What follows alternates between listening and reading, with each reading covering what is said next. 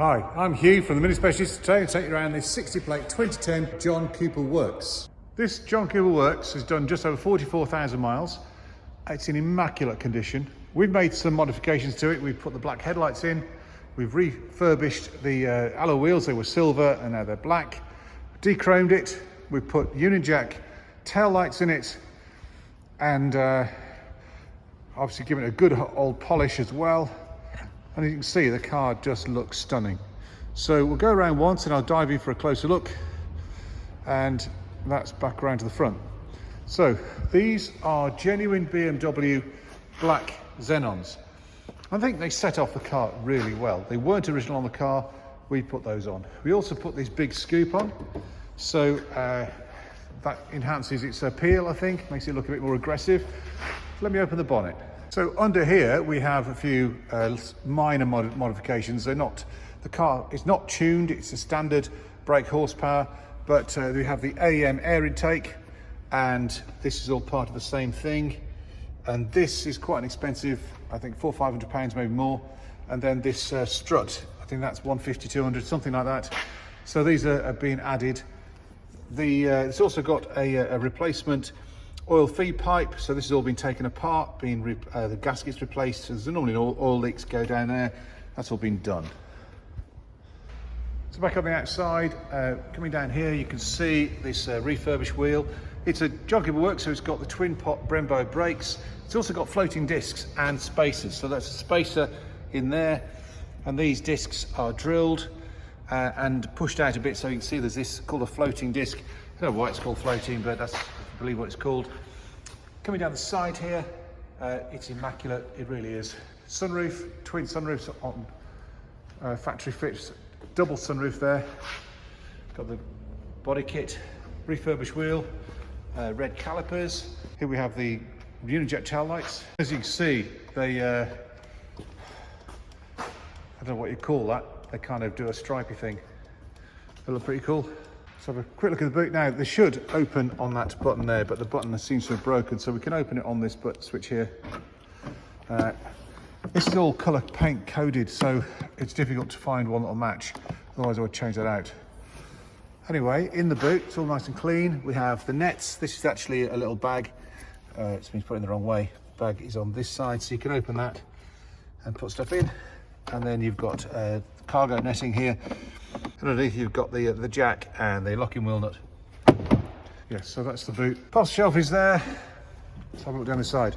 So we have rear parking sensors here, which give you a beep, but also the visual on the sat-nav screen. John Cooper Works tailpipes. We have refurbished wheel. No bumps or scrapes down this side. It's pretty immaculate. And when we get to the front, you can see the same on this. And then go around here. Let's have a look on the inside. So we have full heated leather on the car, and the inside is also, as you'd expect, very good, very clean. We have the Alcantara steering wheel. Let's get in. So we have two keys, and the key goes into this slot right here. Press the clutch, press the button. Car fires up, the lights go out. I think we're a bit low on fuel, so it'll tell me in a minute the range is low. Right, put the back lights on so we can see what's going on. We have the sat-nav unit there, speedo here. We can cycle through to put the speed on the centre part just below. Where are we? There. That'll hop up there in a minute, like so. We have heated front seats. That's that. 3-stage, left and right. Automatic climate control, so you can dial up the number you want. Press auto and it should do it. Heated front screen, heated rear screen, air conditioning of course, and that's the rapid demist. When you press that, the heated front screen goes on as well. This is to do with the DVD for the sat-nav. So behind here we have the DVD slot for the sat-nav. If you ever should need to take it out. And this is the CD player for the stereo, but there's also a multi-stack CD player in there. On the sat-nav screen, this is all controlled by this joystick here and the home and the back. So we're on sat-nav, I'm going to go down and you can see the entertainment. And now to get to entertainment, I just push like that and I can go to FM, AM, DAB, CD and the auxiliary in. I'm going to go home on this button here.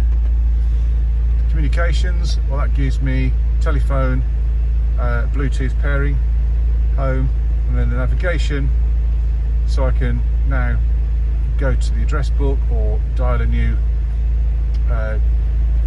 address in there. I'm going to just use the existing address, press that, and now we get the maps. And then we can change the scale just by twizzling this, as you can see. So that's the sat nav. Let's go back home. We have serial controls for the stereo. It doesn't have voice control, but it does have the telephone answering there. This is cruise control.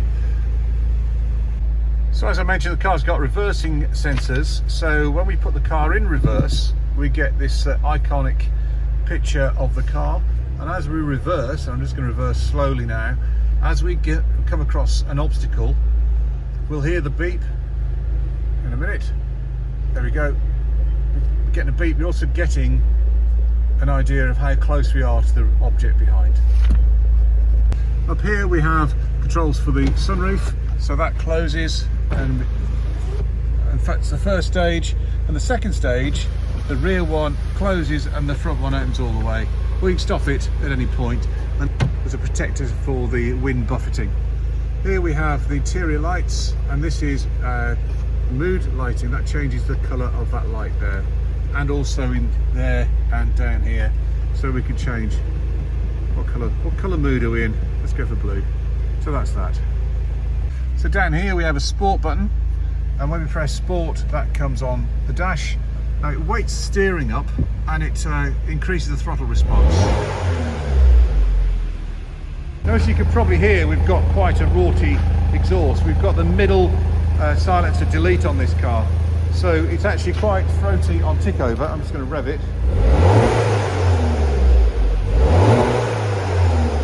But not overly noisy. So it's quite a nice sound. It's not too, you can get a very noisy one of these if you try hard enough, but it's just throaty enough, I think. In summary then, we have a 44,000 mile Mini John Cooper Works, 208 horsepower, I think, standard. It hasn't been chipped, but there are some minor modifications under the bonnet, so for the air intake and the floating discs, so we've got better brakes and a slightly wider track, but that's more or less it. The other thing, we do have the middle resonator delete, so the car is a bit more throaty than standard.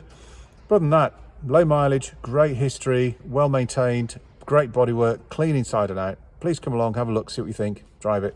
I think you'll like it. Thank you.